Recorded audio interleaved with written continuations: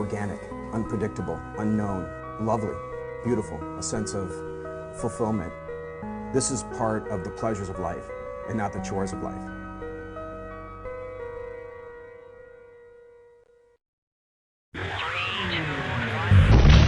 Coming up on Daily Iowan TV, finals can push many students to the limit mentally and physically. We'll show you just how far some University of Iowa students are going to keep their studying on track.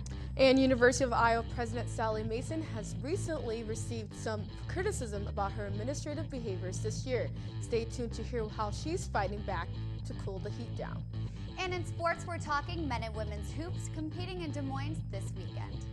That's all coming your way next. Daily Iowan TV starts now. I'm Tom Brokaw. For more than 100 years now, the University of Iowa community has been waking up to the Daily Iowan. Today, it's the largest newsroom in eastern Iowa.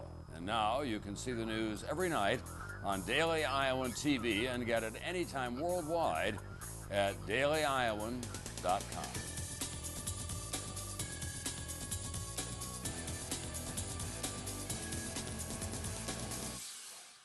Good evening and welcome to your Thursday edition of Daily Iowan TV. I'm Dora Grote. And I'm Muriel Kone.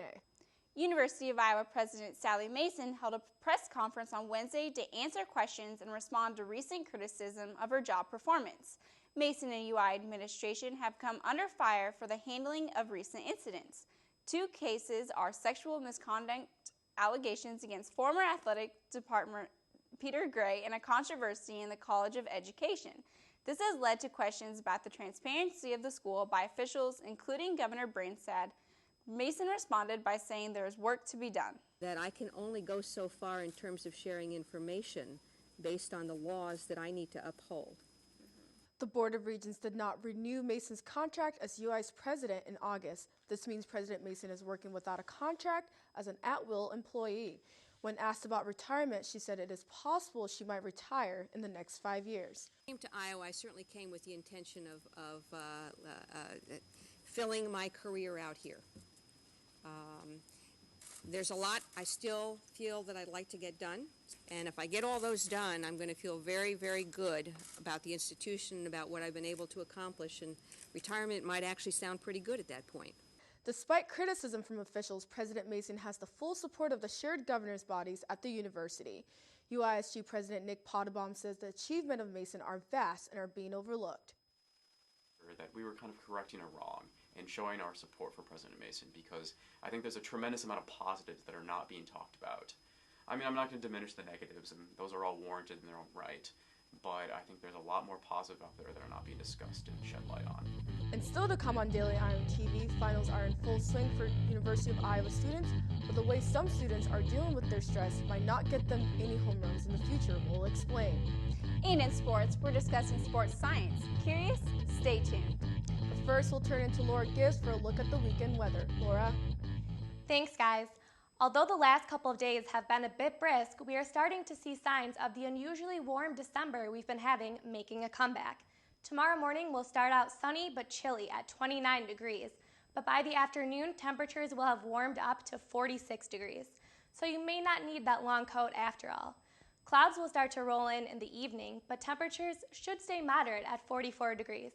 And now looking into the extended forecast, on Saturday, temperatures will reach 51 degrees, and you may want to take out your umbrella because there's a 70% chance of rain. Sunday will cool off with a high of only 40 and cloudy skies. On Monday and Tuesday, you can expect partly cloudy skies and temperatures will peak in the high 30s. Wednesday will warm up slightly with a high of 43 degrees. It looks like students will return home over winter break without seeing any snow this year in Iowa City. That's your look at weather. Back to you guys at the desk. If you're leaving town for the holidays, be sure to lock up. Burglaries in Iowa City significantly increased from 2010 to 2011 while students were away on break. Jory Bailey, Iowa City's crime prevention officer, said the best way to avoid a break-in is to make sure your house looks livable. Bailey suggests leaving lights on and having your mail put on hold. And although winter break is just kicking off for University of Iowa students, it's not too early to be thinking about spring break. The University of Iowa Center for Student Involvement and Leadership is planning their first ever alternative spring break. They will be traveling to Memphis, Tennessee to focus on public health issues for the week of March. Students will be working with nonprofits to combat world hunger and public health diseases. Officials from the group said it's a great opportunity for students to take an active role and serve in the community. Applications are due January 1st for anyone interested in applying. Some call it the brain drug, others call it a performance pill.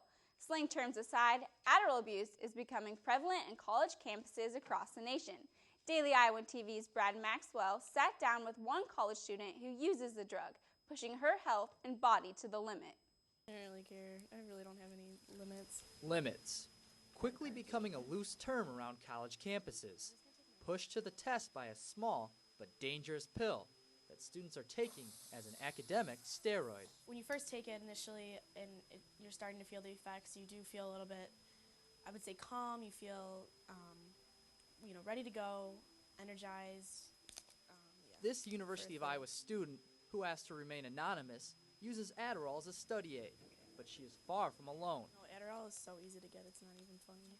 A 2011 study by the Suffolk Medical News Daily found over 34% of college students nationwide have used Adderall. But it isn't just your average drug user seeking the substance. I've had several people ask me if I had it, and I've never mentioned anything about a prescription or even taking it. I was very shocked at some of the people that asked me if I had it. Hardworking students, honored with good grades and accomplishments, sucked into the slippery slope of drug use. She dives towards the table, collecting every bit of blue powder in her nose, quickly leading to an elevated level of focus. But many college students aren't realizing how quickly the drug can turn. Coming down off of it is really, it's kind of bad. Your heart's racing and you're just very on edge, and it keeps you up for a while too. Describe that a little more, like what are the feelings associated with it? It's nervous, I would think very anxious as well. I compare it to coming down off of ecstasy. Much like ecstasy, Adderall is classified as a stimulant, and according to the FDA, the two drugs share very similar risks, ranging from nervousness and anxiety to heart failure and even possible death. As the list of consequences continues to grow, the question is raised. Why do so many students take it, do you think? I think that there's such a heavy emphasis on success in this society because there's no jobs, and so everyone feels that they need to be on the maximum level in every aspect of their life. To achieve this level, students are buying, crushing, even snorting their way to perfection, with or without an Adderall prescription. Beyond the thousands of dollars in fines and a maximum 10-year jail sentence, those using Adderall without a prescription face another great danger. If the drug itself isn't addicted, the habit will be, because if I need to study, I need Adderall. I think that can be very habit-forming. Physical or mental addiction, Adderall abuse can quickly get out of hand. So next time you're faced with a challenge and Adderall sounds like an easy way out, consider the dangers and risks before abusing a prescription drug. I'm Brad Maxwell, Daily Iowan TV. Anyone struggling with an addiction to Adderall can contact UI Student Health Services for safe and confidential advice. And Dora, what a year in Hawkeye sports. That's right, Muriel. So much going on in 2012, so let's throw it over one last time to Lauren Moss, who is standing by in the Daily Iowan TV sports studio. Hi guys, and welcome back to for the final time in 2012 to the Daily Iowan TV Sports Studio. A lot to get into our final show of the year, including what to look for during our programming break. But we start today with some of the perspective on the men and women's hoop teams competing in Des Moines this weekend. Our own Annie Costabile is standing by at the Daily Iowan TV Sports Desk with basketball beat reporter Ben Ross with more. Annie? Thanks, Lauren. Ben, can you talk about the Big Four Classic this weekend and the competition that the men are facing in UNI? Yes, the men will be taking on UNI this year, and since they aren't playing Drake, they'll look to go undefeated in the state of Iowa, coming off a big win against Iowa State this past weekend. And the men aren't obviously the only team playing this weekend. The women are going up against Drake. Can you talk about the key players on that team that are going to need to step up to get a win against Drake? Well, the men aren't the only team looking to go undefeated in the state of Iowa. Bluter's bunch will be looking to go undefeated, get the mythical state championship that Lisa Bluter and her players covet so highly, already going undefeated against Northern Iowa and Iowa State this year. They'll play Drake this weekend. And Morgan Johnson's going to have to really have a really good game. Drake doesn't really have anybody that can match up on the 6'5" center from Missouri, so she's going to have a pretty good game to get Iowa 4-0 in the state of Iowa.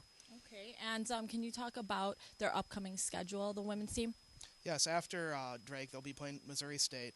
And after that, though, they're going to be going to San Diego for the Surf and Slam Classic for winter break. Doesn't that sound fun, Annie? Yeah. Okay. That sounds really exciting. And finally, can you talk about the men coming back and competing? They have their next 4 games in Iowa. Can you talk about that? Yeah, after Northern Iowa, we'll be playing 3 games in Carver. And the day that everybody has circled on their calendar is New Year's Eve, when they play the #1 team of the state, or in the country, Indiana. Now, people will be looking for an upset like I would last year in Carver, but it'll be much tougher this year with a #1 ranked Indiana squad. All right, well, thanks, Ben. Back to you, Lauren, in the studio. Thanks for that, Annie. And something that all athletes have to worry about, the fear of an injury. Hard work and discipline is often not enough to succeed at the collegiate level, with health being an issue that every student athlete has to be concerned about. Daily Iowan TV Sports' Dana Dalrymple has more.